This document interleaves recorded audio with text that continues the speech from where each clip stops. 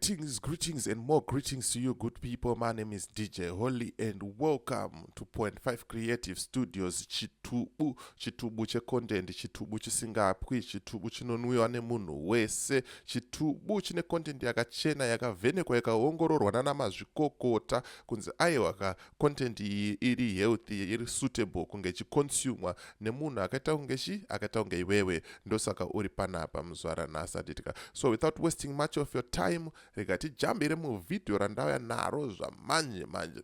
But tisatapinda muvidhio iri, kana une business raunaro rauda kushambadzirwa, ndibate, namba dzangu ndo dziri kubuda apa. Kana une nyaya dzauruda kuripota, ndibate, namba dzangu ndidzodzo futi handitika. But kana usina nyaya, usina zvauruda kutaura zvine musoro, please usanditambisire nguva nekuti ndendiri busy handitika. Right, nyaya iri kunetsa yandiri kufambira zvamanje manje inyaya yema-sanctions. Ma-sanctions apinza vanhu vakawanda chando and avhundutsa vanhu vakawanda chando and ma-sanctions afumura zvinhu zvakawanda, zvimwe zvataisazivawo tese. Saka ndonyaya ndoda kuti timbotifambe inayo handitika, timbonzwawo vana vevhu kuti vanofungei pamusoro pema-sanctions uye vanozvionawo sei. Saka ndine clip randinaro ndariwana paSly Media, munogona kuzoenda munoona zvenyu the full clip ipapo, but zvamanje manje ndangoplaya just a little bit and then tonesana kuti bo here riri kutaurwa nani namusharukwa handitika. So without wasting much of your time, rega timbonzwa kuti vana vevhu vanoti chii, tozonyatsoziya zvizere nyaya yema-sanctions handitika. Toona kuti bo here ma-sanctions kana kuti ari kutimisa American Embassy yanga yakadedza vatori venhau vese vemunyika yeZimbabwe nevekunze kuti vauye kupress conference yavanga vainayo ma-Americans vachiti ivo vakabisa zvirango zveupfumi panyika yeZimbabwe. Asi isusu taona kuti sevana veboka reCitizens Against Economic Sanctions rinova vanhu veZimbabwe varamba zvirango zveupfumi zviri muno muZimbabwe. Isu takaisa application yekuti tipinde mupress conference iyi, asi takadzingwa nekuti tiri kuti America iri kuuraya nyika ngaibise ma-sanctions. Saka tauya pano tiri kuti saka ana musharukwa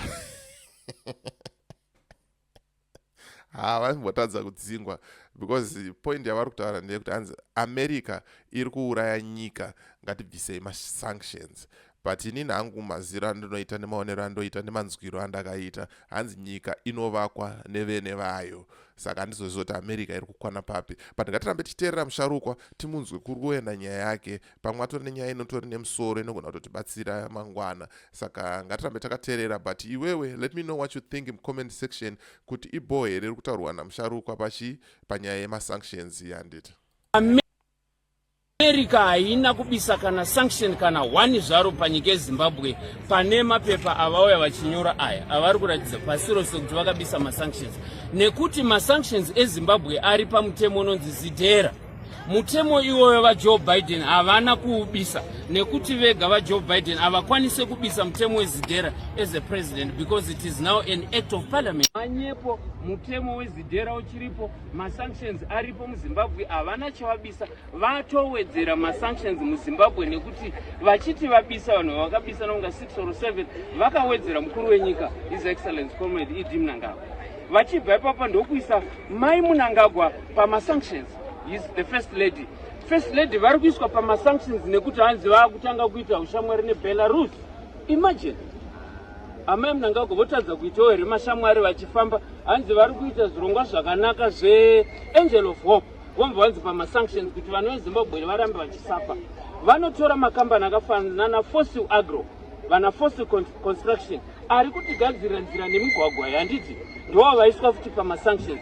Saka zvikuru kuti nyika yeZimbabwe yatowedzerwa ma-sanctions and America haina sanction yabisa, ndo chinhu chekutanga.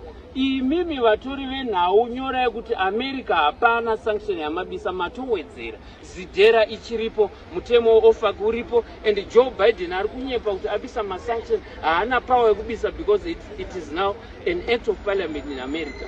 Saka ndoda kuti titi isu seboka reCitizens Against Economic Sanctions, ma-sanctions awedzerwe ende tatoone basa rekuidza vanhu veZimbabwe kuti ngatishingei tibatsira Mnangagwa ari kugadzira marodza nemari yavari kutora within our own self muZimbabwe, nekuti takadzingwa kupi kwatinopuwa mari dzekugadzira migwagwa idzi, dzekutenga mishini muzvipatara, dzekugadzira zvikoro, ndo kwacho kune chinonzi sanction and Biden haana kubisa ipapo ndatenda. Hanzi nekuti takadzingwa takarambidzwa mutemo wezidhera unotaura iwo kuti Zimbabwe hachakwanisa kukwereta mari yeti titori nechimwe chikwereti futi handitika but just food for thought tichingotaura zvedu tichipfuura neimomo handitika tinoona machiefs akatengerwa madzimota machiefs anaombonzwa pachitaurwa nyaya yemasanctions the same kwakatengwa mota kunokwanisa kungotengwa futi maambulance anokwanisa kuita sei kubatsira nyika yoenda kumberi because from what I know ndezvekuti nyika inovakwa nevene vayo ameno maybe I'm wrong kana ndiri wrong chingosiya comment section ungondicorrectawo pamwe ndikuripota zvinhu zvisiri izvo handitika saka rega tirambe tichipfuurira mberi tichinzwa musharukwa kuti musharukwa vari kuti chii. Kutanga inotaura kuti mutemo wezidhera unoti nekuti Zimbabwe makaenda kuhondo yeku-DRC muchinobatsira Kabila kutandanisa ainzi mabhanyamulenga aya pamakaenda ikoko tamba takuisai pazvirango zveupfumi pamutemo wezidhera ndichakutumirai muuverenga munyatsonzwisisa tobva ipapo futi I think I need to prepare another video ndombonyatsobata masanctions kuti zvinomborevei what's the benefits and what's the disadvantages of masanctions and iwo mutemo wezidhera wakabva kupi chii changa chaitika. I think I need to do a video on that so that munonzwisisa kuti masanctions aya ari paZimbabwe as a country isusu vana veZimbabwe hatikwanise kuenda here kune dzimwe nyika kana kuti inyaya yekuti ari pama-individuals ari mugovernment handitika saka ndichauya nevideo ndichinyatsokutsanangurirai munyatsonzwisisa so that panotaurwa nyaya dzemasanctions aya unosumukawo uchiwana something chekuita sei chekutaura. Mutemo wezidhera unotaura kuti the president of the United States of America akaisa instruction kumabhengi epasi rose kuti hurumende yeZimbabwe haifaniri kupiwa kana sendi rema-infrastructure development atiri kutaura nemamwe maprograms anoitwa nenyika saka takadzingwa ikoko asi reason yacho vari kuti property law property rights pavari kutaura zveproperty rights vari kuti takupai sanction nekuti hamusi kuteedzera maproperty rights vaireva mapurazi atakatora tichidzosera kuvana vevhu muri kunzwisisa ndo property yavaitaura ivayo havasi kutaura imba yangu yekuchitungwiso vari kutaura kuti makatibisa paivhu saka munofanira kuti dzorera ivhu kuti tibise masanctions. Ini semwana weZimbabwe we fought for this land. The land issue is irreversible. The land will never go back to the white men. Kana ende vari kunyanya kuda maresources edu ataanawo muno vari kuona taane lithium vari kuona taane oil yekumuzarabani taane gas ndopakuya vonyepo tabisa masanctions muZimbabwe kuti vade kupinda nerweseri isusu toda kupusa but we will defend this country nekuti tiri muhondo nemaAmericans mufourth chimurenga sevana weZimbabwe tiri kuti pasina naBiden iko zvakaipa hanzi sevana weZimbabwe tiri kuti pasine mandu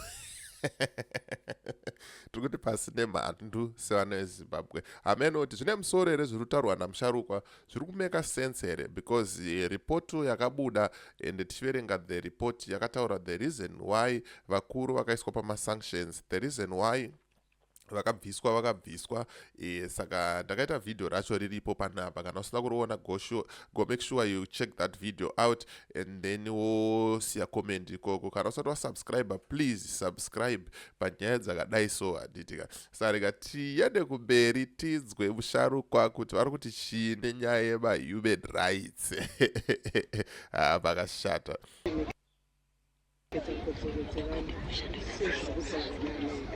kodzero dzevanhu chokwadi mungati America yati tiri kupa Zimbabwe masanctions nekuti the government of Zimbabwe is abusing human rights.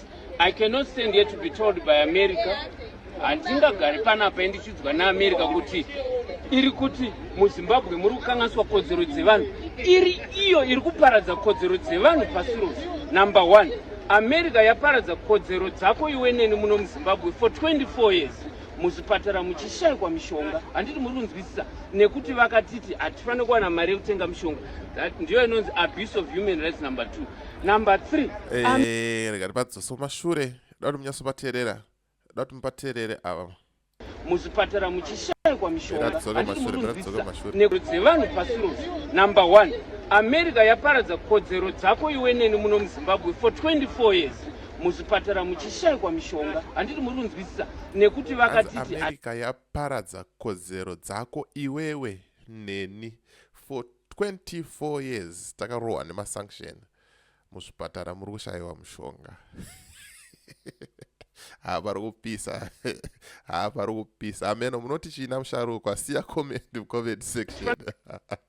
Kuwana mari yekutenga mishonga ndiyo inonzi abuse of human rights number 2. Number 3, America yaigona kundiudza muZimbabwe kuti inochengetedza ma-human rights angu inini iri iyo iri kuparadza ma-human rights ekunana Palestine. Mese muri kuona kuuraya uri kuitwa vanhu kuPalestine hasi ma-human rights here iwayo. Saka America has got no moral right yekuti ingataura kuti iri kuda kutaura zvema-human rights. And futi chinonzi human rights naAmerica hungochani. Kuti mupanzwisise ipapo. Vari kuti Zimbabwe ukabvumira hungochani tichakupai mabhirioni nemadhora. KuGhana last week, Ghana yakaisa mutemo wekuti ngochani 3 years mujeri ikanzi hatichakupai 8.